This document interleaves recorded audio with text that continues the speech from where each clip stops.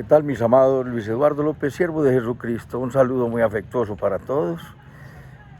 Les saludamos desde Amalfi, un pueblo lindo de nuestra querida Antioquia, a unos 160, 170 kilómetros de Medellín.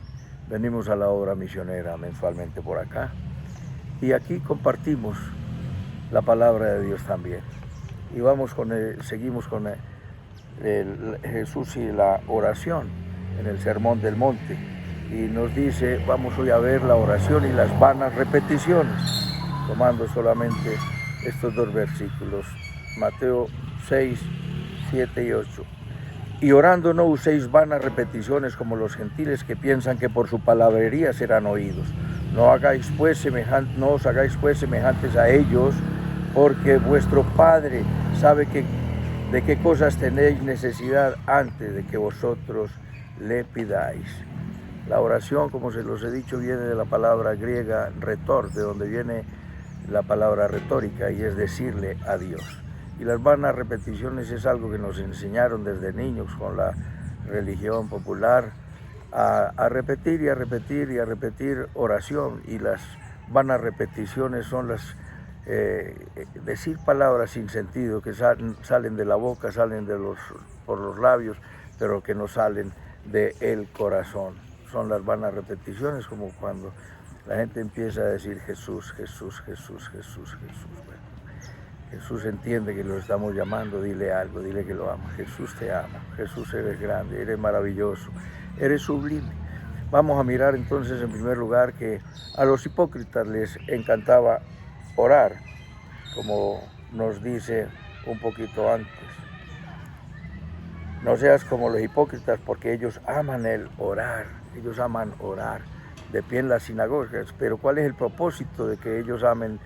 Dice aman el orar, pero realmente lo que están amando más que orar es el ser vistos, el ganar reputación con sus repeticiones. Era tener fama y tener reputación de ser muy piadosos.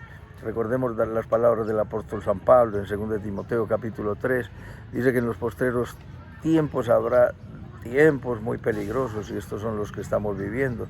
Y parte de esa peligrosidad es la apariencia, es la hipocresía. Cuando Jesús en Mateo 24 pasa por el templo y le dicen, ¿ves esto? No quedará piedra sobre piedra.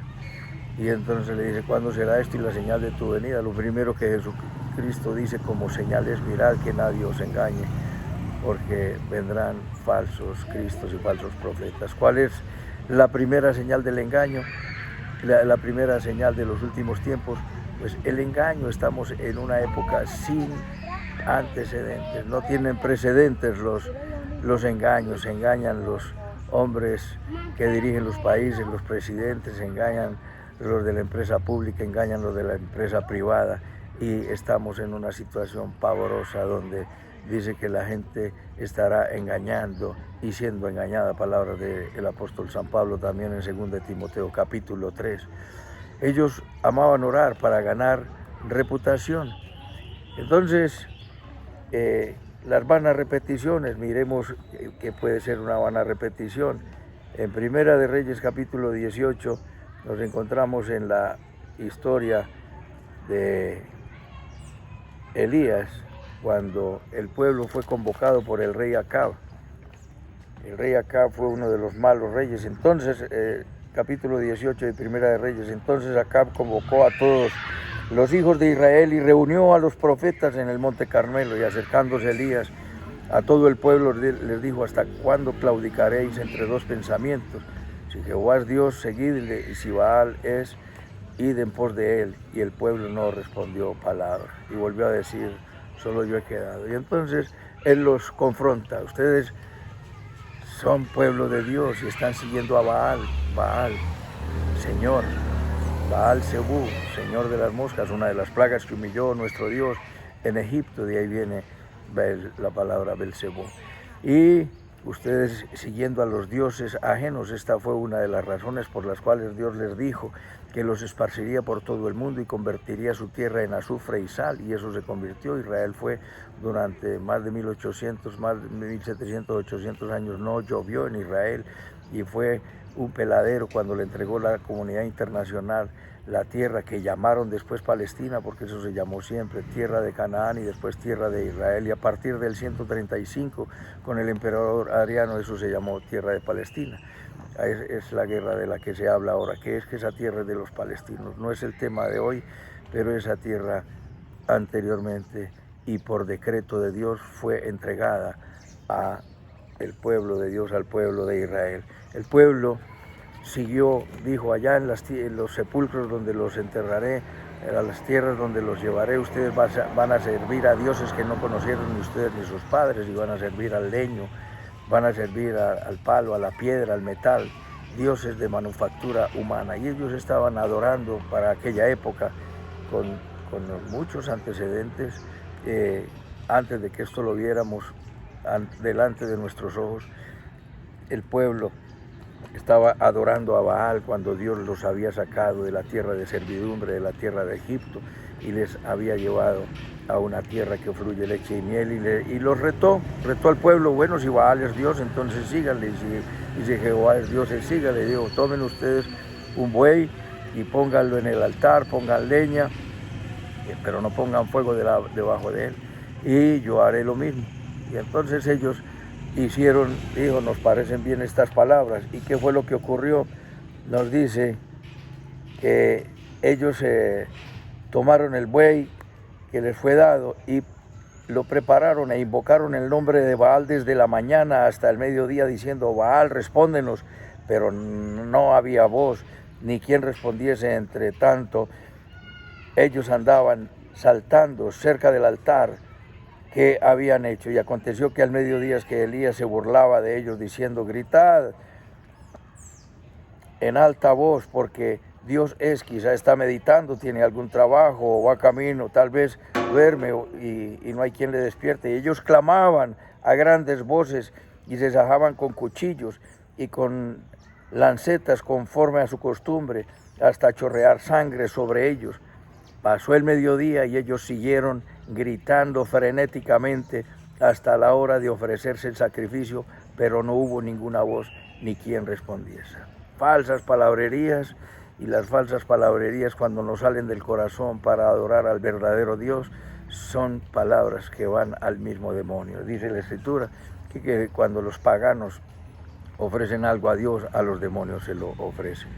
Entonces palabrerías, y grite y salte y baile frenéticamente, palabras sin sentido, y eso no llega a Dios, y mucho menos cuando son palabras de un pagano, no suben sino que bajan. Eso es una oración. Dios no escucha esas oraciones. En tercer lugar, Dios no escucha esas oraciones vanas, es decir, esas son oraciones vacías, cargadas de vanidad, y que buscan exaltar el yo y no logran contactar a Dios. Sabemos que hay que hacer contacto con Dios. Aquella mujer que sufría de flujo de sangre, si tan solo tocar el borde de su mano, si lograre hacer contacto con Él, si lograre hacer sintonía con Él, y nosotros haremos sintonía con nuestro Dios cuando derramamos nuestro corazón delante de nuestro Rey, y no es por las muchas palabrerías que serán oídos.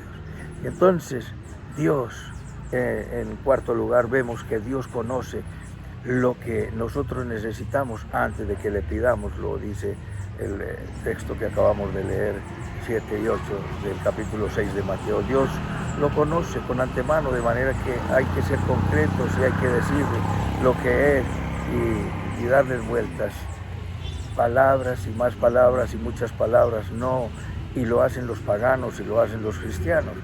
Pero cuando sale de una persona que tiene el Espíritu Santo en su corazón y sale derramando su corazón, puede haber oraciones largas y puede haber oraciones cortas. Dice Eclesiastés 5, 2 y 3, que no hagamos el sacrificio de los necios.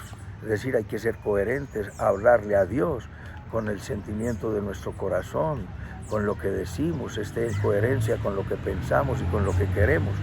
Pero estamos alejados y divorciados completamente. Nuestra mente, nuestro decir, nuestro querer y nuestro hacer está completamente divorciado y hay que ser coherentes.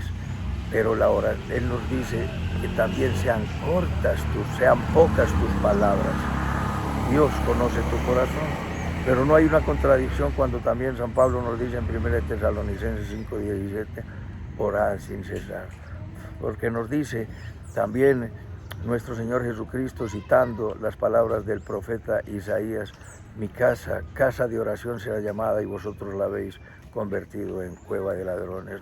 La casa de Dios somos ahora nosotros, los que hemos rendido nuestra vida a nuestro Señor Jesucristo, le hemos entregado nuestro corazón y desde nuestro corazón le adoramos, porque a Dios se le adora en espíritu y en verdad, y para adorarle necesitamos tener el Espíritu Santo en nuestro corazón. ¿Y cuándo viene el Espíritu Santo? Cuando creemos que Jesús es el Señor y lo confesamos con nuestro corazón, con nuestros labios y lo creemos con nuestro corazón. Hay oraciones largas y hay oraciones cortas, y no es lo que está diciendo el texto con las vanas palabrerías. En las oraciones largas, si quieres encontrar una oración larga en las Sagradas Escrituras, mira, léete por favor el Salmo 119, el Salmo de la palabra, el Salmo de los estatutos de Dios, el Salmo de los testimonios de Dios.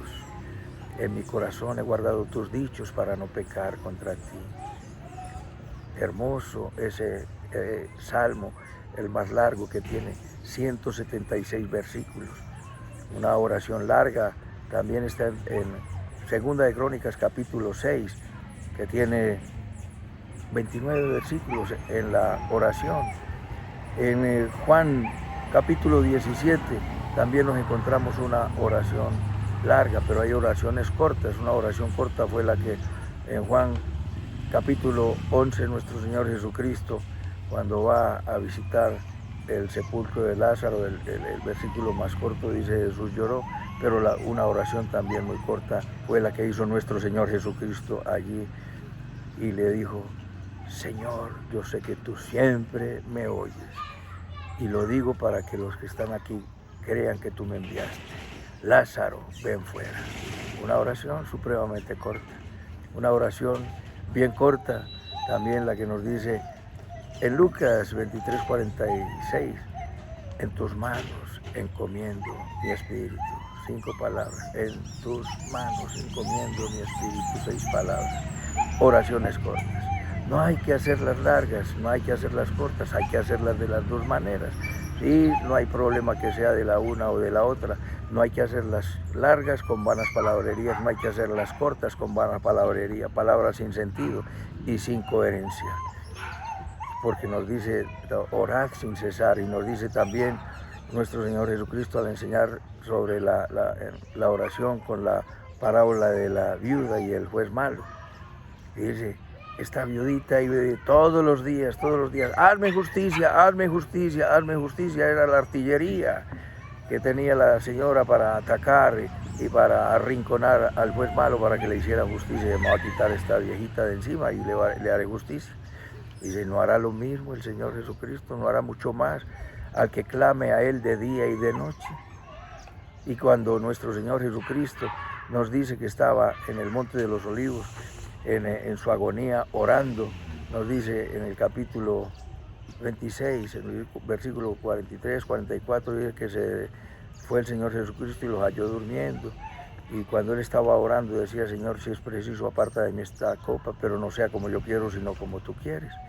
Entonces vino y lo encontró durmiendo, y los reprendió y volvió y dijo, y seguía orando y le decía las mismas palabras.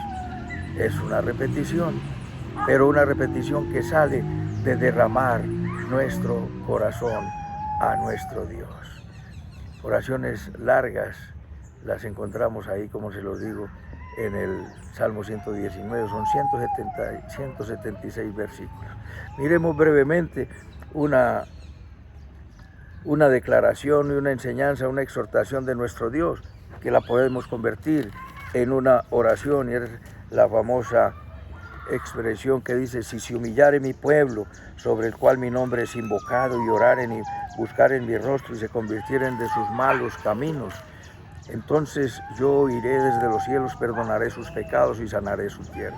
Observa que no es una oración, sino es una exhortación, es un mandamiento que el Señor nos da, y es la instrucción acerca de cómo es que Él nos va a oír. Y está diciendo: si ustedes lo hacen de esta manera, yo los oigo, les perdono y les sano la tierra. ¿Cuál es el procedimiento? Brevemente lo convertimos en una oración y no son vanas repeticiones. Ya después vamos a entrar en la enseñanza del Padre Nuestro. ¿Qué tenemos que hacer primero nosotros? Porque está diciéndole es a su pueblo, al pueblo que invoca su nombre. No está hablándole a paganos. Si el mundo invoca mi nombre, si invocamos el nombre, es el pueblo que ya, la persona que pertenece al pueblo de Dios, el que ha recibido a Cristo en su corazón, humillarnos delante de Él. Humillaos bajo la poderosa mano de Dios para que Él los exalte cuando fuere tiempo. Número 1, humillarnos delante de nuestro Dios. Número 2, invocar su nombre. Padre, en el nombre de Jesús, y con la guianza y la orientación y el poder del Espíritu Santo. Oramos al Padre en el nombre de nuestro Señor Jesucristo, con la guianza, orientación y el poder del Espíritu Santo. Entonces, humillarnos, invocar su nombre, orar, clamar a Él, es decir, decirle a Él las cosas, lo que le tenemos que decir. Nuestra gratitud, nuestra petición, nuestra queja, nuestro lamento o nuestra dicha y nuestra alegría. Y buscar en mi rostro. ¿Qué es buscar el rostro del Señor? No es arrodillarse debajo del cuadro de un Sagrado Corazón de Jesús. El rostro de Jesús es su carácter, es bondad, es alegría, es ternura, es honestidad, es pureza, es rectitud, es ser manso y humilde de corazón. Buscar en mi rostro y se convirtieren de sus malos caminos, es decir, darle la espalda al pecado. Darle la espalda, convertirnos de ese mal camino y buscar el camino, como dice el temor de Jehová. ¿Quién es el que desea vida? ¿Quién quiere saber cuál es el temor de Dios? ¿Quién es el hombre que desea largos días para ver el bien? Guarda tu lengua del mal y tus labios de hablar engaño. Apártate del mal, haz el bien, busca la paz y síguela. Temer a Dios es darle la espalda al pecado, como nos dice aquí también el texto. Buscar la paz, seguirla, ser un pacificador, decirle al mundo: enamorémonos y entreguemos nuestra vida al príncipe de paz. Y entonces, ¿el resultado cuál es? Oiré desde los cielos, perdonaré sus pecados y sanaré su tierra. Aquí tienes entonces, mis amados.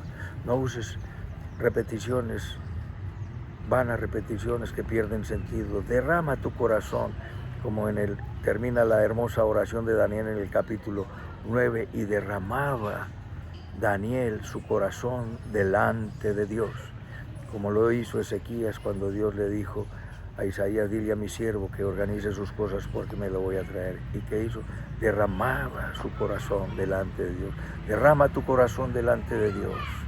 Háblale con el corazón de manera sincera, genuina, honesta, porque Él sabe lo que hay en tu corazón y sabe lo que le vas a decir. Entrégate y tendrás bendición. Oirá desde los cielos, perdonará nuestros pecados, sanará nuestra vida, sanará nuestras finanzas, sanará nuestra familia, sanará nuestro todo. Inclina tu rostro y dile conmigo: bendito Padre Celestial, te doy las gracias por tu palabra. Te pido perdón por todos mis pecados. Confieso que Jesucristo es mi Señor, mi Dios y mi Salvador. Te entrego mi vida. Haz de mí un vaso útil en tus manos.